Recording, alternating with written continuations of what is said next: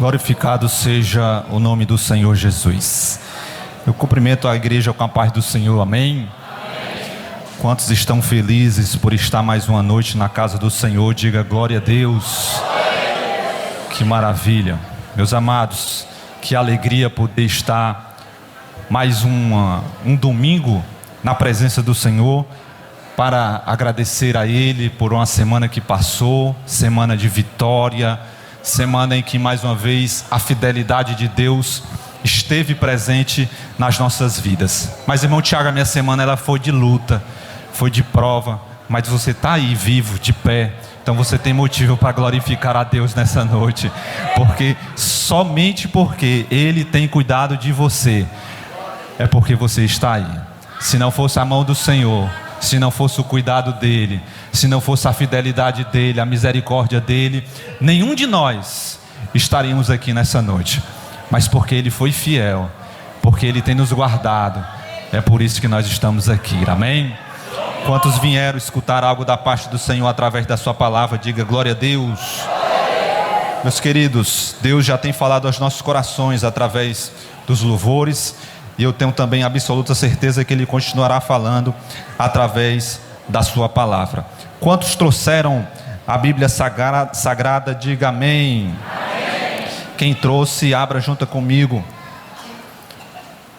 na Epístola aos Hebreus, capítulo de número 10, versículos do 36 ao 38.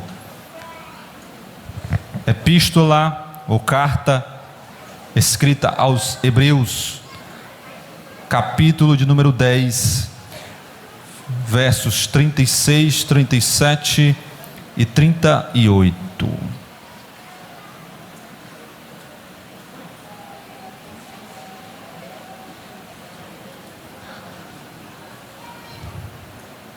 Glória a Deus. Quem achou, diga amém. A palavra de Deus nos fala assim, meus amados. Eu vou ler na versão NVI. Vocês precisam perseverar, de modo que, quando tiverem feito a vontade de Deus, recebam o que Ele prometeu. Pois em breve, muito em breve, aquele que vem virá, e não demorará. Mas o meu justo viverá pela fé, e se ele retroceder, não me agradarei dele. Feche seus olhos, curve sua cabeça e ore comigo. Pai, eu te louvo, Senhor, pela tua palavra que foi lida neste momento. O meu pedido, Senhor, nessa noite é que mais uma vez, através da exposição das Escrituras Sagradas, tu venha ministrar aos nossos corações, Pai. Senhor, eu te peço também que tu venha, Senhor, acalmar os corações de cada um dos que estão aqui. Vem retirar, ó Deus, todo espírito de desentendimento. Vem repreender nesse momento agora, Pai, todo espírito que venha atrapalhar, Senhor, que venha tirar a atenção da tua igreja para a ministração e para o recebimento daquilo que tu tem para ministrar aos corações nessa noite, ó Pai. Tu continua falando, vai continuar falando, ó Pai, mas precisamos estar com os nossos ouvidos atentos, abertos, ligados, para escutar aquilo que tu tem para falar aos nossos corações nesse lugar, Senhor. Por isso eu te peço mais uma vez, ó Pai, fala aos nossos corações através da tua palavra nesse lugar, Senhor.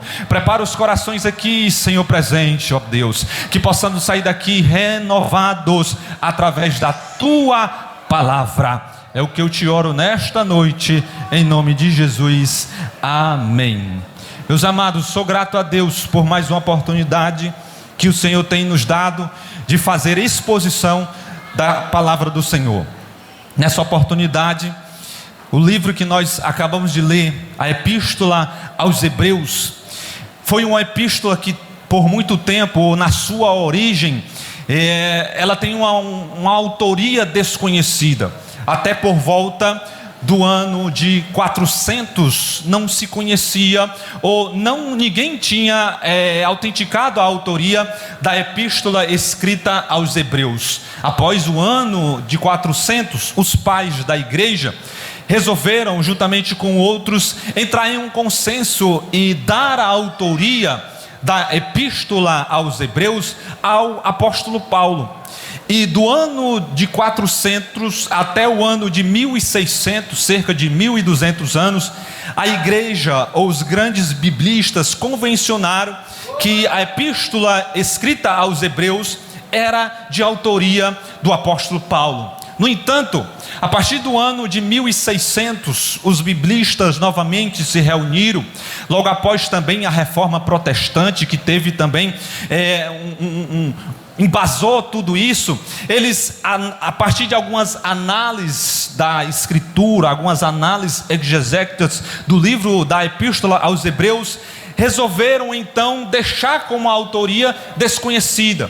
Viram que a escritura da epístola aos Hebreus tinha algumas diferenças das escrituras do apóstolo Paulo. Por isso que os biblistas convencionaram, e até hoje a gente tem essa convenção, de que a autoria da epístola aos Hebreus, ela é desconhecida. No entanto, meus queridos, mais fácil do que identificar a autoria ou quem escreveu a epístola aos Hebreus, mais fácil do que isso é identificar o propósito dessa epístola, ou para quem ela foi destinada, para quem ela foi escrita. A epístola aos Hebreus, ela foi escrita, meus queridos, ou ela foi destinada aos primeiros cristãos, à igreja primitiva. A datação da epístola aos Hebreus é cerca de 70 ao ano 90, e ela teve um destino aos primeiros novos convertidos que saíram do judaísmo. Imagine só, esses recém-convertidos, antes judeus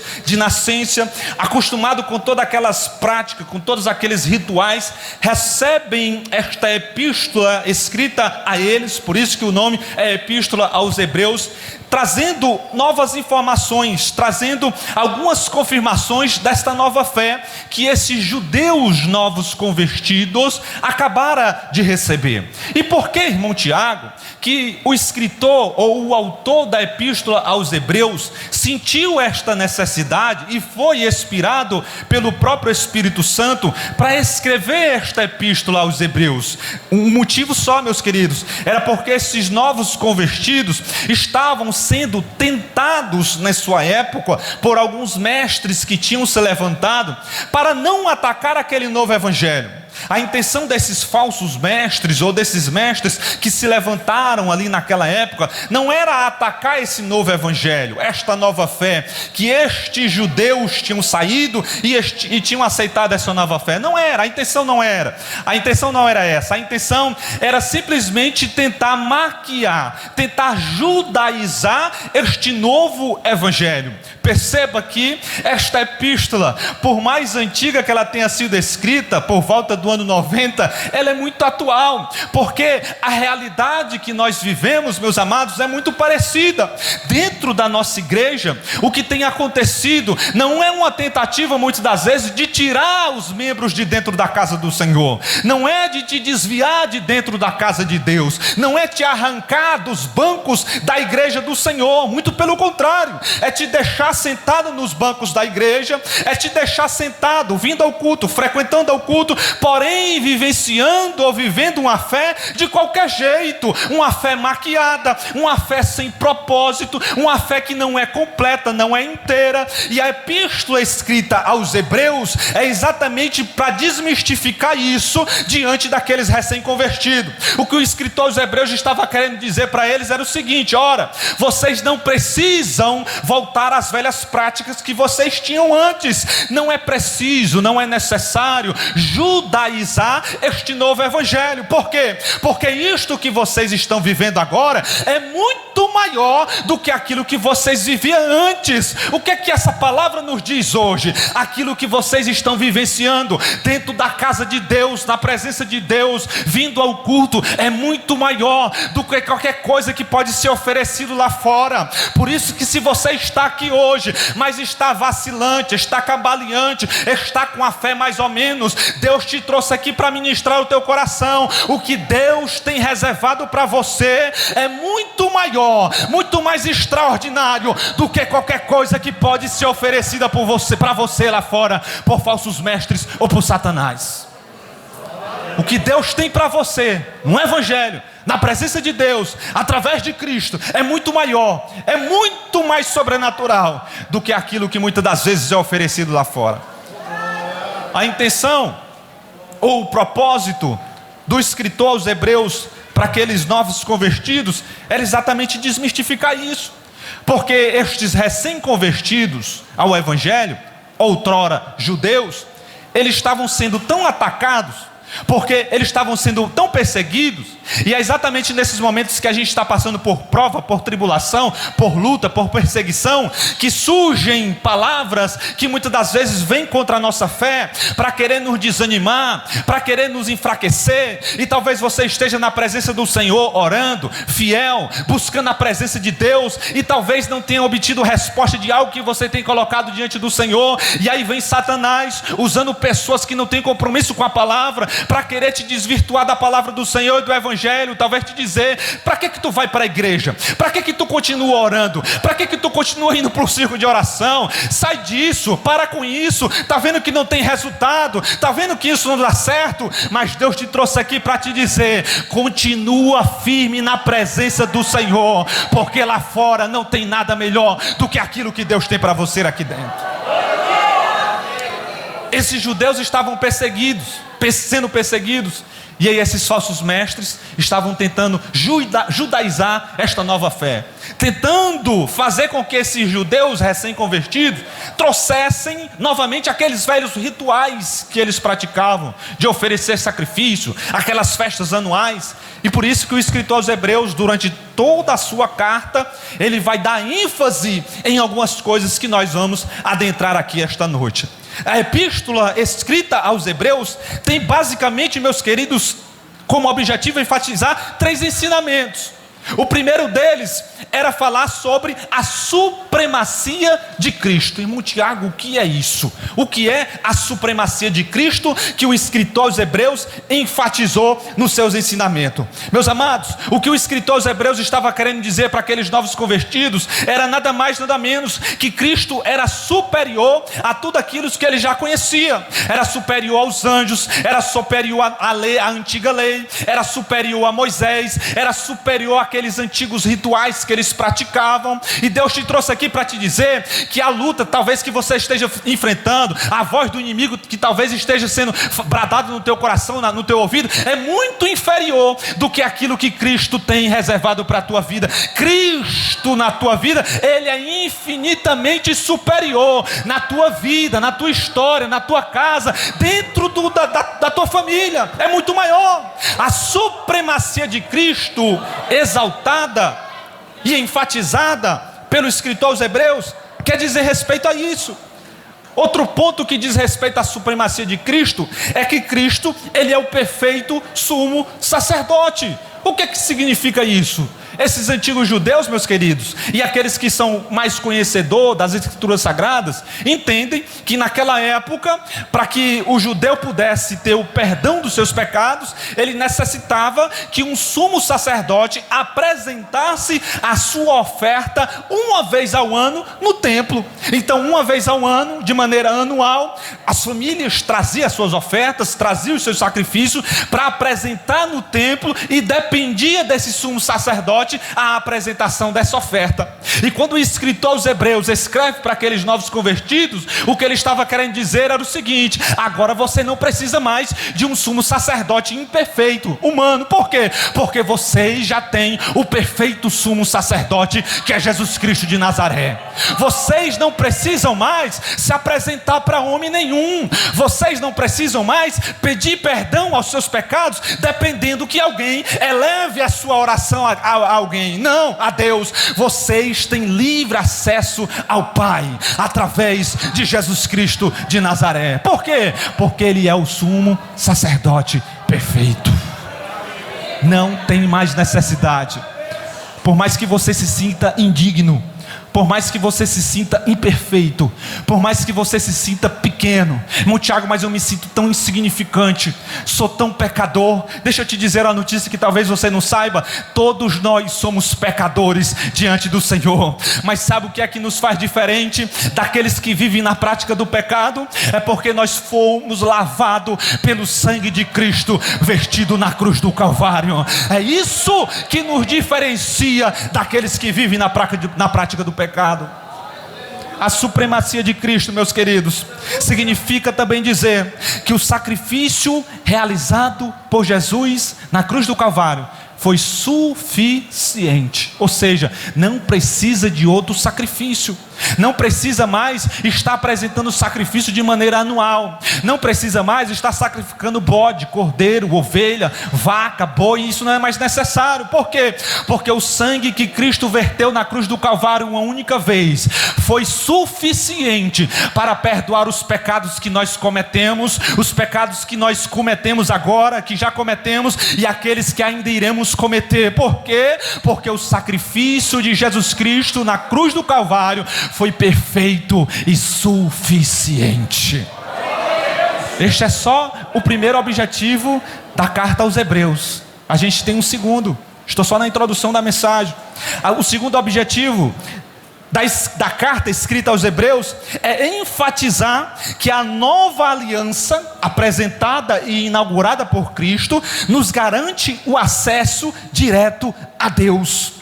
Quem lembra que quando Cristo entregou o seu Espírito na cruz do Calvário, quando Ele está dando os seus últimos suspiros, Ele diz: Pai, em Tuas mãos eu entrego o meu Espírito. E a palavra do Senhor nos fala que Ele expirou. Naquele momento aconteceram várias coisas sobrenaturais na face da terra. A terra virou noite, o dia virou noite, vários mortos ressuscitaram. Porém aconteceu algo que muitas das vezes é esquecido. Lá no templo, lá no tabernáculo, lá no Santo dos Santos, sabe o que foi que aconteceu? Existia um véu que fazia a separação do santo para o Santo dos Santos. Nesse Santo dos Santos, aonde era apresentada a oferta, aonde era pedido o perdão dos pecados, só o sumo sacerdote poderia entrar uma vez ao ano. Mas quando Cristo expira, entrega a sua vida nas mãos do Senhor, existe uma força que vem não de baixo, mas de cima, e rasga o véu de alto a baixo. Aquilo simbolizava, a partir de agora,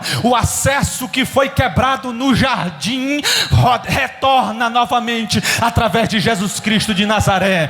Você tem livre acesso a Deus através de Jesus Cristo de Nazaré. É isso que nos garante fechar a porta do nosso quarto de madrugada, dobrar os nossos joelhos e apresentar a Deus as nossas dificuldades, as nossas necessidades. É porque esse livre acesso, ele foi novamente restabelecido, que nós temos esse direito de ter esse acesso junto a Deus através de Jesus Cristo. A nova aliança, meus queridos, restabeleceu este acesso que foi quebrado lá no jardim do Éden. De todas as coisas que o homem perdeu, e a mulher também, quando eu falo homem, eu falo da humanidade. De todas as coisas que o ser humano perdeu quando pecou, quando desobedeceu, imagine a tranquilidade que eles tinham no jardim, o cuidado que eles tinham de Deus no jardim. A palavra do Senhor nos fala que eles tinham tudo ao seu dispor, estava tudo disponível. Era uma vida perfeita, não tinha doença, não tinha dificuldade, não tinha problemas. A vida não tinha tempo para terminar, era eterna. Tirando tudo isso que eles perderam, que já era bom, eles perderam o principal, sabe o quê? A comunhão diária com Deus. A história, o texto de Gênesis vai nos dizer, nos contar, que todos os dias, pela viração da tarde, ao entardecer, o próprio Deus descia no jardim do Éden, para visitar o ser humano, para saber como ele estava. Será se Deus não observava e não via o que Adão e Eva estavam fazendo? Claro que sim. Ele é onipotente, onisciente, Ele enxerga tudo, Ele sabe até o que está nos nossos pensamentos. Mas sabe por que Deus descia no jardim do Éden todas as tardes? Para ter comunhão, intimidade, relacionamento com o ser humano. Foi para isso que Ele nos criou, para se relacionar comigo e com você. Porém, quando o homem peca, quando o homem desobedece, ele perde o essencial e o principal, que é este relacionamento, que é este contato direto com Deus. E por muitos anos, vários séculos, esse relacionamento ele foi quebrado. Porém, quando Cristo morre na cruz do Calvário, entrega o seu Espírito e ressuscita no terceiro dia, este acesso ele é novamente reestabelecido através de Jesus Cristo de Nazaré. É por isso que o escritor aos Hebreus ele vai dizer: porque a partir de agora vocês podem se achegar a Ele, não como alguém que tem medo, mas como alguém que tem liberdade e intimidade com Ele. Intimidade com Deus, através desse livre acesso. Esta nova aliança inaugurou tudo isso. Este livre acesso, um novo pacto, uma nova aliança. O tempo da graça foi inaugurado. Porém, existe algumas responsabilidades também inauguradas no tempo da graça. Algumas pessoas, de maneira equivocada, ou talvez por não conhecer de maneira profunda o que significava a lei, talvez podem até dizer: porém, no tempo da graça é mais fácil, irmão Tiago. No tempo da lei era mais difícil, era mais complicado, era olho por olho, era dente por dente. Vivemos no tempo da graça. O tempo da graça é tudo melhor, é tudo mais tranquilo, tem menos cobrança, a coisa é mais tranquila. Porém, isso é equivocado e errado. Sabe por quê? Porque o tempo da graça inaugurou uma era em que Deus exige de mim e de você muito mais intimidade com Ele. E eu vou explicar por quê. No tempo da lei, para que alguém pudesse ser considerado um adúltero, para que alguém pudesse ser considerado ou condenado como um adúltero, ele era preciso ser pego no ato. E era preciso também ter testemunhas para que isso acontecesse. Mas sabe o que acontece lá no livro de Mateus? O próprio Jesus vai dizer que isso acontecia no tempo da lei. E o que acontece no tempo da graça? O Senhor vai dizer: se você olhar para alguém e dentro do teu coração você desejar, você já adulterou. Agora me diga, o que era pior, o tempo da lei ou o tempo da graça? Ei, por mais que o tempo da graça nós tenhamos esse livre acesso com o Pai, porém Ele exige de mim e de você muito mais renúncia, muito mais intimidade, muito mais comunhão, muito mais convivência, muito mais relacionamento com Ele. É por isso que Ele vai nos dizer: eu estou à procura de verdadeiros adoradores, não aqueles que adoram só de boca para fora, só de maquiagem, só de roupa, como faziam os fariseus. Não, eu estou à procura de verdadeiros adoradores. Que tipo de adoradores, Jesus? Aqueles que me adoram em espírito e em verdade. Não adianta você simplesmente vir para o culto, botar a tua melhor roupa, pentear os teus cabelos, botar o teu melhor perfume e chegar aqui no culto e ficar pensando nos problemas em casa, ficar olhando o WhatsApp, ficar olhando as redes sociais e esperar o culto acontecer. Talvez o pastor não veja, talvez o líder não veja, mas o Espírito do Senhor está contemplando. É preciso estar na casa do Senhor, mas o adorá-lo em espírito e em verdade. O que é isso? Sinceridade de coração e de alma. Não adianta estar simplesmente no culto sem participar e fazer o culto. O culto não é feito pelo pastor, pelo pregador, por quem canta. O culto é feito por cada um de nós que veio adorar e exaltar e cultuar, prestar culto a Deus.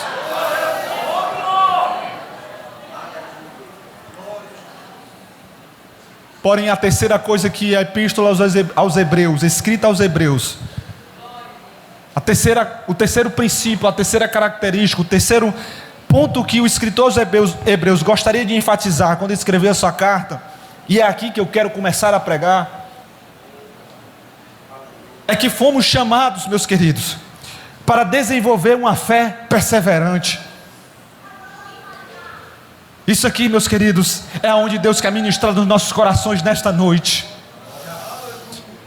Aqueles novos convertidos estavam sendo atacados de todos os lados, não só por perseguições que a igreja primitiva estava sofrendo, mas também estavam sendo atacados naquilo que eles acreditavam, na sua fé, naquilo que eles tinham acabado de receber. Entenda, eram novos convertidos, recém-convertidos, tudo era novo, tudo estava sendo conhecido, e de repente surgem falsos mestres, falsos doutores, querendo desvirtuar aquilo que eles tinham conhecido através dos apóstolos, através dos primeiros ministradores, dos primeiros missionários da igreja naquela época. E o escritor aos Hebreus sente a necessidade de escrever a eles, não para simplesmente falar sobre a supremacia de Cristo, que aquilo que eles estavam vivendo era muito maior do que eles que viviam antigamente, não simplesmente para dizer que a nova aliança era muito melhor e maior também do que o que eles já viviam, mas principalmente neste ponto que eu quero enfatizar nesta noite, para que eles pudessem desenvolver uma fé perseverante até o final da sua caminhada. E sabe por que quando eu estava lendo essa mensagem, Deus compartilhou isso no meu coração? Porque a nossa caminhada como cristão na face da terra não é uma caminhada ou uma corrida de 100 metros, em que o corredor de 100 metros, ele se prepara durante anos para dar um tiro de 9, 12, 10 segundos e acaba a sua corrida. O crente, ele não foi chamado para correr uma corrida de 10 segundos. O crente foi chamado para correr uma maratona que dura toda a tua vida, e só consegue chegar no final dessa caminhada, porque não ganha essa corrida quem chega primeiro. Não é aquele que mete o pé na carreira e vai chegar primeiro, não é este que ganha, porque aqueles que fazem assim ficam no meio da caminhada. Eu conheço muitos que começaram muito empolgados, cheios da empolgação, saíram correndo fazendo isso e aquilo e ficaram no meio da caminhada, porque para você chegar no final, porque quem ganha não é quem chega primeiro, é quem chega no final. Para que você chegue lá, você precisa desenvolver uma fé perseverante. Sem ter uma fé perseverante, meus amados, quando se levantar a primeira luta, a primeira dificuldade, você vai querer desistir. É normal. Não tem esse que diga, eu não tenho luta. Não tem. Não tem esse que esteja aqui hoje que possa dizer, está tudo mil maravilha, a minha vida está... Não tem. Você passa por lutas, todos nós passamos por lutas diariamente. Sejam lutas físicas, lutas espirituais, lutas materiais, todos nós enfrentamos lutas. Estamos lutando contra o pecado, estamos lutando para nos manter mais santo, estamos lutando para não errar, para não vacilar, estamos lutando para não dizer palavras erradas, muitas das vezes com quem está nos agredindo, com quem está nos caluniando, com pessoas que muitas das vezes se levantam para apontar, para nos acusar, para falar mal de você, para fofocar contra a minha e a tua vida. A gente está na igreja tentando ser mais crente, tentando fazer a obra do Senhor, e aí se levantam enviados de Satanás para nos acusar, para fofocar, para falar coisas erradas contra a nossa vida. E aí a gente tem que lutar todos os dias para não entrar no mesmo jogo do inimigo, para não revidar, para não acusar também, para não fofocar, para não devolver na mesma moeda. E como é que faz isso, irmão Tiago? Só se você tiver uma fé que persevera em meio às dificuldades e às lutas. Fé perseverante. Sem isso, nós não chegamos no final da caminhada.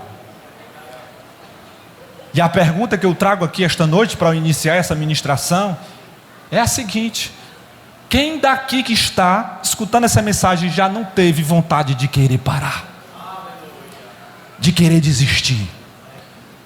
Parar da chamada, desistir da caminhada, desistir da fé. Eu não vou mais sentar naquele conjunto de senhora não, só tem problema.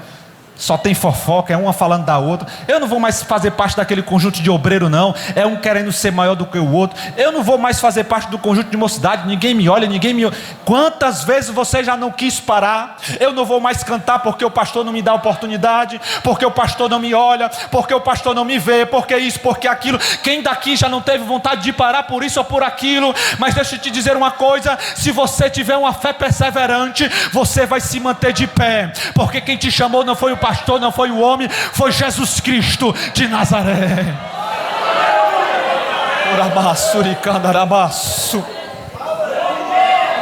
Quem não teve vontade de parar? Todos nós. Mas eu tenho uma segunda pergunta para fazer: por que vale a pena? E tudo isso é para você refletir. A mensagem não é só em Deus jogando, não, é para você refletir. A intenção da ministração e da pregação da palavra é para que você escute a palavra e comece a refletir na sua vida. Você pegue a palavra e aplique no seu coração no mesmo momento e comece a aplicar ela e gere mudança na sua vida através da palavra. A segunda pergunta que eu faço para você é a seguinte: por que vale a pena desenvolver uma fé perseverante? Por que, irmão Tiago? Por que vale a pena, apesar de todas essas lutas, de todas essas dificuldades, de todos esses disse-me-disse, essas fofocas, por que vale a pena eu me manter fiel a tudo isso? Por quê? E aí o escritor aos Hebreus, ele vai responder. A carta ou a epístola escrita aos Hebreus é extraordinária. Se você estiver em casa, pare um tempo e leia. Ela é muito curta, tem poucos capítulos. Rapidinho você mata a leitura, muito rápido, vale a pena. E o escritor aos Hebreus, ele vai responder quando escreve para aqueles novos convertidos: por que vale a pena desenvolver uma fé perseverante? E a primeira resposta que ele dá está no versículo que nós lemos na leitura da palavra, versículo 36 do capítulo 10. Por que vale a pena desenvolver uma fé perseverante? Porque só assim você alcançará a promessa que Deus fez a você. E deixa eu só perceber se eu estou pregando na igreja certa. Quem aqui tem promessa de Deus? Quem? Deixa eu ver. A igreja. Estou no lugar certo. Todos nós temos promessas da parte de Deus. Sabe por que você está vivo?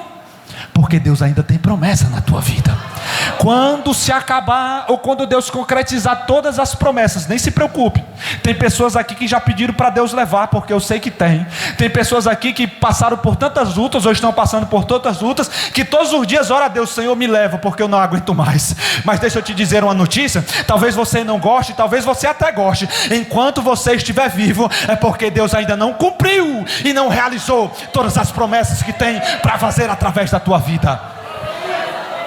Fica calmo, não peça para que Deus te leve, porque você ainda está vivo, porque Deus ainda tem promessa para realizar. Por que vale a pena desenvolver uma fé perseverante? Porque só assim nós alcançaremos a promessa. Versículo 36: vocês precisam perseverar. Estou lendo na NVI. De modo que, quando tiverem feito a vontade de Deus, receba o que Ele prometeu. Na Bíblia Sagrada existem cerca de 37 mil promessas espalhadas por toda a Bíblia. Eu tenho certeza absoluta, irmão Tiago, eu não tenho promessa. Eu já falei que se você está vivo é porque tem promessa sim, da parte de Deus na sua vida. Porém, se você ainda não recebeu, eu quero te dizer uma coisa: na Bíblia Sagrada tem 37 mil promessas. Eu tenho absoluta certeza que uma dessas 37 mil promessas estão derramadas sobre a tua vida e sobre a tua casa. Então vale a pena manter-se ou desenvolver uma fé perseverante, porque só assim você vai alcançar cada uma dessas promessas. Irmão Tiago, mas já faz tanto tempo que eu recebi a promessa. Será se ele não esqueceu? Será que quem fez a promessa não esqueceu? Ou será se ele não errou o direcionamento da promessa? Deixa eu te dizer uma coisa. Livro de Números, capítulo 23, versículo 29, diz o Senhor: Deus não é homem para que minta, nem filho do homem para que se arrependa. Porventura diria ele e não o faria? ou falaria e não o confirmaria? Se ele prometeu, pode ter certeza que ele não esqueceu, e ele vai cumprir no tempo determinado aquilo que ele prometeu na sua vida. Eu posso esquecer aquilo que eu te prometi, eu posso esquecer aquilo que eu prometi para você, e esses dias eu ando até meio esquecido, minha esposa tem conversado comigo. Eu posso até esquecer o que eu prometi, o que eu falei. Eu falo para minha esposa muitas vezes que eu não lembro nem o que eu almocei hoje. Isso acontece, somos seres humanos. Porém, aquele que te prometeu, ele não esquece aquilo que ele te falou. E ele também não é homem para mentir. Se ele falou para você, é porque ele vai realizar a promessa que ele fez para você na sua vida. Espera. Por isso que vale a pena desenvolver uma fé perseverante, porque só através dessa fé perseverante nós alcançaremos aquilo que ele prometeu. Quantos perderam a promessa, muito perto de recebê-la? Quantos? Quantos que sentavam no conjunto, no departamento junto com você e hoje não está mais? Quantos louvavam o hino junto com você aqui nesta igreja e hoje não estão mais? Quantos pregavam? Quantas pessoas você já viu aqui ministrando louvores, pregando, e hoje não estão mais na casa do Senhor? Por que isso acontece? Por falta de desenvolver uma fé perseverante. Deus tem várias promessas para realizar, porém é preciso estar no centro da vontade de Deus para receber o cumprimento dessa promessa. Aqueles novos convertidos, meus queridos, estavam sendo tentados a sair da trajetória. E aí vem o escritor aos Hebreus e escreve a eles no versículo 36 do capítulo 10: se mantenham firmes, não desistam, estabeleçam uma fé, ou desenvolvam uma fé que persevera. Sabe por quê? Porque quando vocês tiverem feito isso, vocês receberão todas as promessas que Ele prometeu a cada um de vocês. O próprio Deus que está falando. Por que vale a pena desenvolver uma fé perseverante? A resposta está, e esse é o segundo motivo, no versículo 37. Por que vale a pena desenvolver uma fé perseverante? Porque falta muito pouco para a nossa vitória chegar. Olha só o que está escrito no versículo 37. Leia aí comigo, você que está com a sua Bíblia aberta. Pois em breve. Eu gosto dessa versão da NVI porque ele enfatiza isso. O escritor ele enfatiza isso. Pois em breve, muito em breve, aquele que vem virá e não demorará. Quantos podem glorificar a Deus por esta palavra? O versículo 36 fala de promessas materiais. O versículo 36 fala de promessas terrenas. O versículo 36 fala de promessas aqui na terra. Todos nós temos promessas da parte de Deus.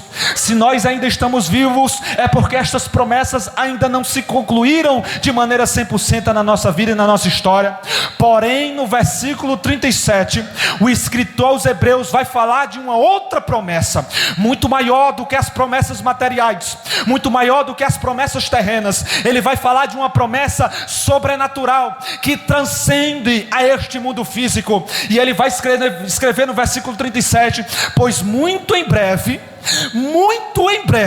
aquele que vem virá e não tardará. A mocidade cantou aqui o hino, porque esta casa não é minha, esta casa, a casa que eu estou não é essa não é a minha casa. Em breve ele vem me buscar. Irmão Tiago, mas há 2000 anos esta palavra é pregada, há 2000 anos esta promessa de que ele está voltando, de que ele virá nos buscar. Deixa eu te falar uma coisa: quem está preso nesta condição e nesta prisão temporal somos eu e você. Ele está acima do tempo, ele não está preso nessa condicional do tempo. Sabe esse tempo, cronos, que nós vivemos, de tempo, de mês, de dia, de ano, ele está acima de tudo isso. A palavra do Senhor vai nos falar que 2000 anos para ele são 2 dias, 2 dias para ele são 2000 anos. Pode estar demorando para você, mas para ele só passou um instalar de dedo. O que nós temos dele é a promessa: em breve, muito em breve, aquele que há de vir virá e não tardará. Eu não sei se você se alegra com esta promessa, mas o meu coração fica em tempo de sair pela boca, em saber que a qualquer momento a trombeta soará e nós estaremos com Ele, adorando, exaltando e se alegrando com Jesus Cristo nas nuvens, nas mansões celestiais.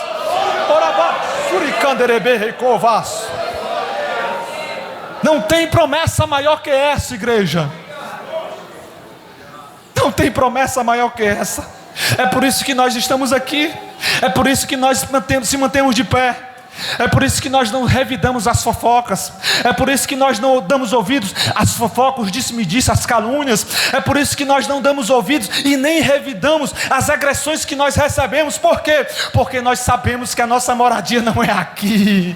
Em breve Ele nos tirará desta terra e nós estaremos com Ele, aonde não haverá mais fofoca, aonde não haverá mais calúnia, aonde não haverá mais choro, mais dor, mais pranto, mais dificuldade. É lá que nós iremos morar. Oh, aleluia. Quantos podem glorificar a Deus por esta palavra, meus amados?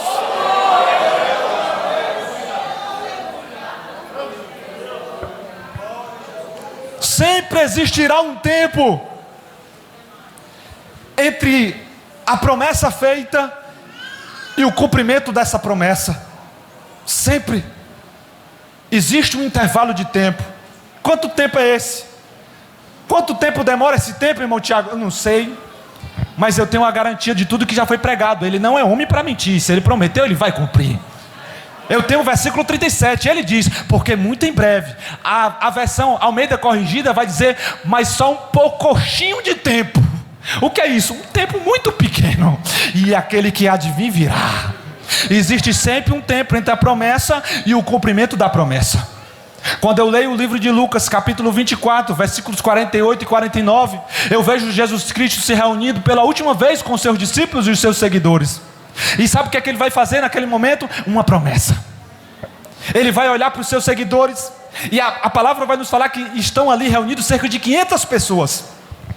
500 pessoas, o livro de Atos dos Apóstolos vai nos dizer que viram Jesus Cristo subindo aos céus, sendo assunto aos céus. E ele vai olhar para os seus discípulos e vai dizer assim: ó, ficai em Jerusalém, porque eis que eu deixo sobre vós uma promessa. Esta promessa não é minha. Olha só o que Cristo está dizendo: a promessa não é minha, a promessa é do meu Pai.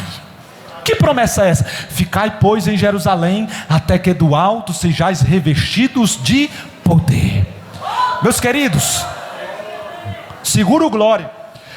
Esta promessa que Jesus Cristo fez, Ele fez para aproximadamente 500 pessoas. Olha só, eu estou falando que sempre existe um intervalo entre a promessa feita e o cumprimento desta promessa. Ele fez essa promessa que eles deveriam ficar em Jerusalém. E olha, a promessa não era dele, era do Pai. Eis que eu deixo sobre vós uma promessa do meu Pai: ficais, pois, em Jerusalém, até que do alto sejais revestidos de poder. Quem está falando é isso, é Cristo. Ou seja, iria acontecer, porque Ele não é homem para mentir. Porém, existe um intervalo entre a promessa feita e o cumprimento da promessa.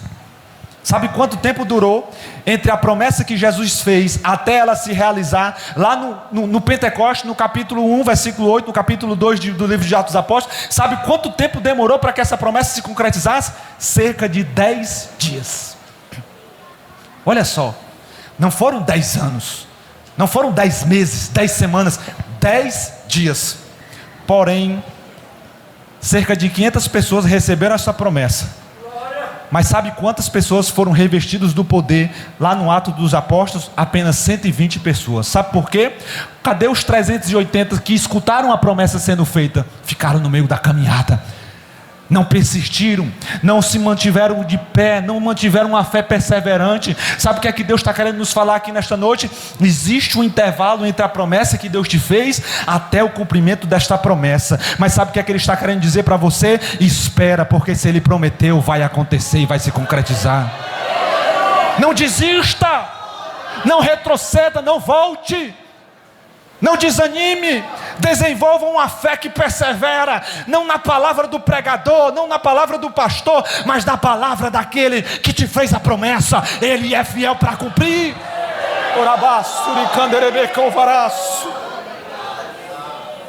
Só alcança a promessa quem é capaz de perseverar até receber a promessa. O exemplo da descida e do revestimento do Espírito Santo é um exemplo clássico, meus amados, porque a promessa só demora 10 dias, pastor. 10 dias. 10 dias entre a promessa e até o cumprimento da promessa, e só 120 foram revestidos do poder.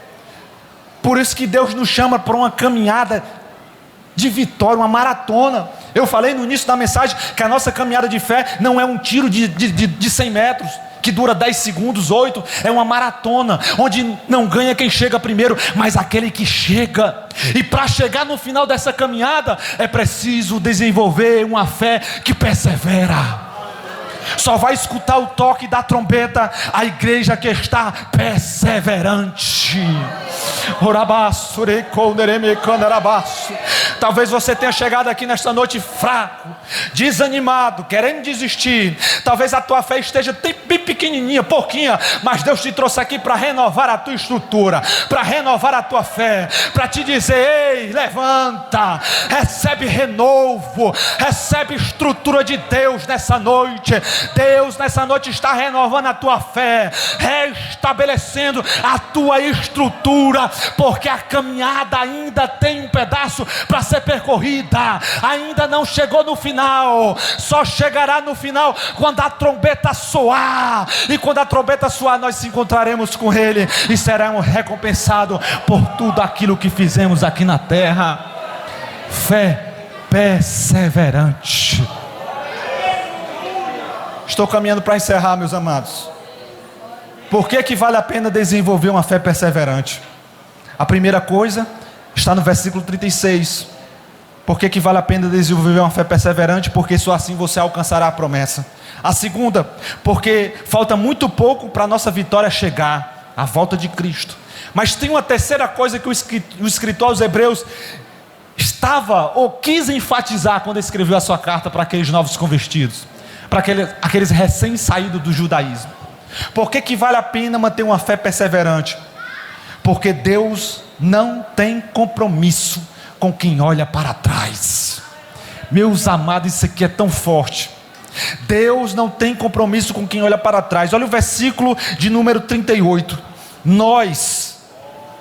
Olha só o que o escritor fala: mas o meu justo viverá pela fé, e se retroceder, eu não me agradarei dele. Na versão King James ela fala: ora, o justo viverá pela fé, mas se algum homem recuar, a minha alma, olha só o que Deus está falando, a minha alma não terá prazer nele. Por que vale a pena desenvolver uma fé perseverante, igreja? Porque Deus não tem compromisso com quem olha para trás. Deus não te chamou, te vocacionou, te encheu do Espírito dele, te deu estrutura, te deu vestes novas, te deu um novo nome, para que você chegasse hoje, apesar das lutas, da dificuldade, e estivesse hoje aqui. Irmão Tiago, eu estou querendo recuar, estou querendo desistir. Não foi para isso que ele te chamou. Olha para a situação da mulher de Ló. A mulher de Ló nem nome tem, ficou conhecida só como mulher de Ló. Por quê? Porque olhou para trás. Deus não tem compromisso com quem olha para trás. Deus não te chamou, te deu um ministério, te ungiu, te deu vocação, para que você chegasse hoje e estivesse querendo olhar para trás, querendo desistir. Não foi para isso que Deus te chamou. Quando eu leio o Evangelho de Lucas, meus queridos, o Evangelho de Lucas, no capítulo 9, versículo 62, Jesus Cristo vai falar assim: e respondeu Jesus: ninguém que põe a mão no arado e olha para trás está apto para o reino de Deus. Ei, a nossa maior vitória não são bênçãos materiais. Estão garantidos no versículo 36, mas essa não é a maior vitória. A maior vitória da igreja é escutar o toque da trombeta e ir morar com Jesus Cristo nos céus.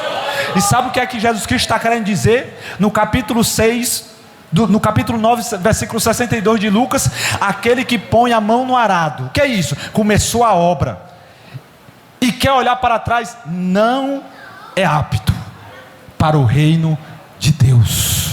Deus não tem compromisso com quem olha para trás. Talvez você tenha chegado aqui nessa noite bem fraquinho, querendo desistir, querendo desanimar, mas Deus te trouxe aqui e vai renovar a tua estrutura nesta noite. Talvez Satanás estava até apostando que de hoje você não passava, hoje ela desiste. Esta semana foi uma semana toda de luta, uma semana não tem perigo, na segunda-feira ela está de pé glorificando, não tem. Só que ele não contava que você viria para o culto hoje e seria ministrado pela palavra do Senhor nessa noite e receberia de Deus renovo. Você vai sair daqui hoje voando na presença do Espírito Santo. Ah, irmão Tiago, porque eu sou forte? Porque eu sou especial? Porque eu sou super homem, sou super mulher? Não, porque o Espírito do Senhor está descendo nesta hora, um renovo espiritual sobre a sua igreja em Parque Jerusalém. E segunda-feira você vai começar a semana cheio da presença do Senhor, renovado, cheio da presença de Deus, cantando, marchando, preparado para mais uma semana de luta, mas de vitória na presença do Senhor, porque você não vai parar, você não vai retroceder, você não vai olhar para trás, porque aquele que te chamou, Ele é fiel para te conduzir até aonde Ele determinou que você vai chegar.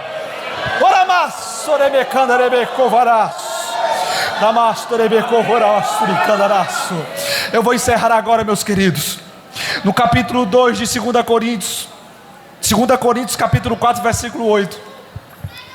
O apóstolo Paulo, escrevendo aos Coríntios, ele vai dizer: de todos os lados somos pressionados, mas não somos desanimados. Ficamos perplexos. Sabe o que é essa palavra perplexo? Amedrontados, assustados. Sabe quando você passa por uma situação e você toma um susto? Você fica, rapaz, fulano de tal ficou perplexo, assustado. Uma situação tão sobrenatural que a pessoa ficou com aqueles olhos em tempo de sair da caixa. Perplexo. Sabe o que é que o apóstolo Paulo está falando? De todos os lados somos pressionados, mas não desanimados. Podemos ficar até perplexos.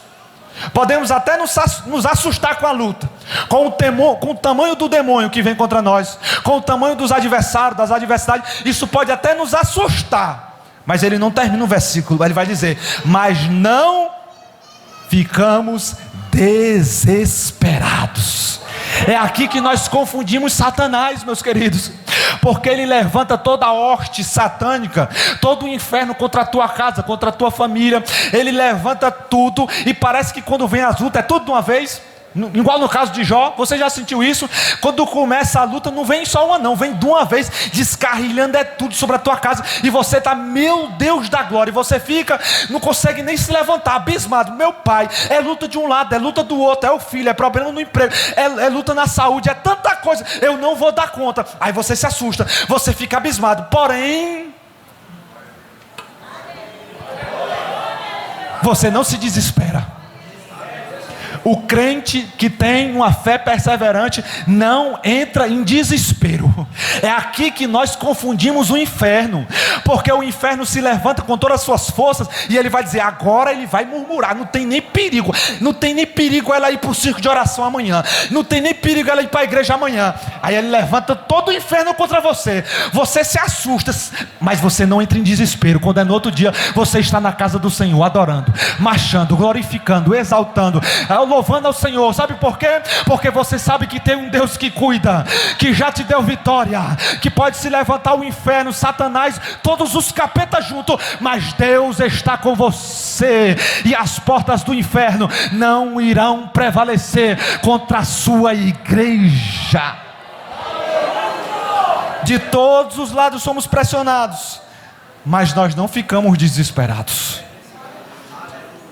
Existia um preço muito alto para que essa palavra chegasse até nós hoje. Os nossos primeiros cristãos, irmãos da igreja primitiva, pagaram um preço altíssimo para que nós tivéssemos acesso a toda essa mensagem, essa palavra. Por isso, Não cabe a nós, meus queridos, querer parar e desanimar por causa de uma luta. Os nossos irmãos foram jogados para ser comidos vivos por leão, foram queimados em fogueiras, foram decapitados, foram partidos ao meio, foram dilacerados, mas nenhum deles ousaram recuar e desistir da sua fé. Eu não sei qual o tamanho da tua luta, mas você está aqui vivo, bem vestido, cheiroso, arrumado, bem alinhado, comeu hoje, tem um teto. Ei, eu não sei qual o tamanho da tua luta, eu não faço ideia, mas você está de pé, e se você está de pé e está na casa de Deus, é porque Deus tem cuidado de você. E sabe de uma coisa? Ele vai continuar cuidando, porque se você ainda está vivo, as promessas do Senhor não se concluíram, e você não vai recuar e nem retroceder, porque você vai desenvolver a partir de hoje uma fé que persevera. Eu quero orar pela igreja, meu pastor. Eu quero convidar a igreja para ficar de pé nesta noite.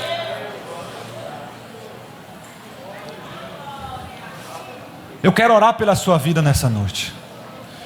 Você que chegou esta noite aqui desanimado, querendo olhar para trás, retroceder, assim como estavam os nossos irmãos, os primeiros hebreus ali, os destinatários da carta aos hebreus, passando por luta, por perseguição, querendo desanimar, e foram impactados pelo poder dessa palavra. Você que chegou nesta noite querendo desanimar e desistir da caminhada, eu quero orar por você. Eu quero te convidar, se você tiver coragem de fazer um compromisso com Deus hoje, de sair de onde você está e vir aqui para nós orarmos. O pastor vai colocar a mão na sua cabeça, vai ungir você, para que você receba do Senhor autoridade, para caminhar mais uma semana, mais um mês, desenvolvendo uma fé perseverante. Tem pessoas aqui que chegaram só o cá, vieram se arrastando, passaram uma semana de luta, de prova, mas estão na presença do Senhor, mas vieram para a casa de Deus, e Deus quer renovar a tua vida hoje. Deus quer derramar sobre a tua vida renovo do alto, renovo do céu sobre a tua casa. Temos a primeira pessoa. Tem mais pessoas que querem receber oração? Tem mais pessoas aqui que quer receber da parte de Deus renovo hoje, para se manter perseverante, apesar das lutas, apesar das dificuldades, apesar de tudo que Satanás tem levantado contra a tua vida. Nesta noite você vai sair daqui voando na presença de Deus, porque Deus vai derramar sobre você bálsamo, renovo, estrutura espiritual. Aquilo que você não consegue vencer, aquilo que você não consegue parar, Deus vai te dar estrutura a partir de hoje, para você enfrentar tudo aquilo que tem se levantado contra você e continuar na tua caminhada.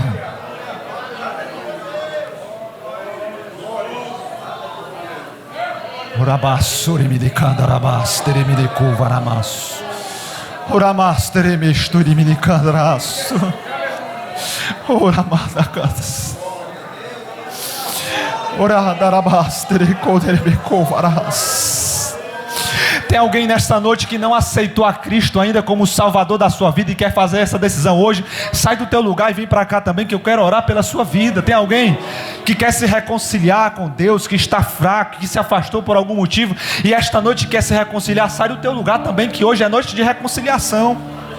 E eu vou orar por essas vidas que estão aqui à frente, que vieram aqui à frente, vidas que estão precisando de um renovo de Deus, que estão precisando desenvolver uma fé que persevera. Meus amados, não é fácil. A vida do crente não é fácil. Quem disser que a vida do crente é mil maravilhas está mentindo. Não é fácil. Só em se manter de pé como cristão, sem se envolver com o pecado, já dá trabalho. Todo dia você luta contra a sua carne, para não pecar, para não errar, para não fofocar, para não revidar as lutas, as calúnias. Imagina quando Satanás levanta as perseguições, levanta as dificuldades contra você. Não é fácil, mas nessa noite Deus vai te dar estrutura espiritual. Meu Deus da glória, fecha teus olhos, fecha.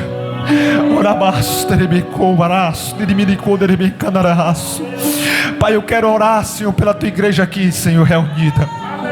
Esses que vieram aqui à frente, ó Deus, nessa noite. Esses que vieram aqui, Senhor, que estão orando a Ti, ó Deus, ministrando, Senhor, dizendo que precisam de Ti, que precisam, Senhor, da Tua estrutura, Deus. Senhor, se não for a tua mão, Senhor, nos sustentando todos os dias, nós não estaremos de pé até hoje, Pai. São tantas lutas, são tantas dificuldades, são tantas coisas que o inimigo levanta para querer nos desanimar, para querer nos parar. Meu Deus da glória, se não fosse a tua mão, Senhor, nós não estaríamos aqui de pé. Mas eu quero te pedir, Senhor, que tu derrame, ó Deus, nessa noite, Senhor, uma porção dobrada do renovo espiritual sobre os teus servos que vieram aqui à frente, ó Pai.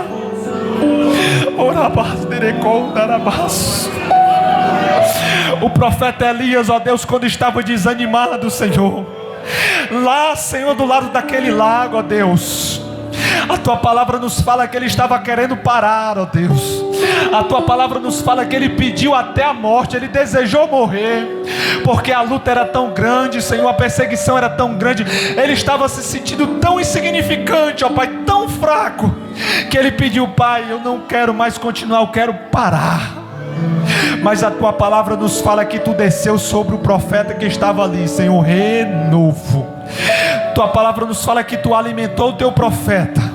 E nessa noite eu quero te pedir, Senhor, a tua palavra foi pregada nesse lugar, e debaixo da autoridade dessa palavra, desce renovo sobre os teus filhos aqui nessa noite, para que eles possam, ó Deus, enfrentar mais uma semana, mais um mês, renovados pela tua palavra, Senhor.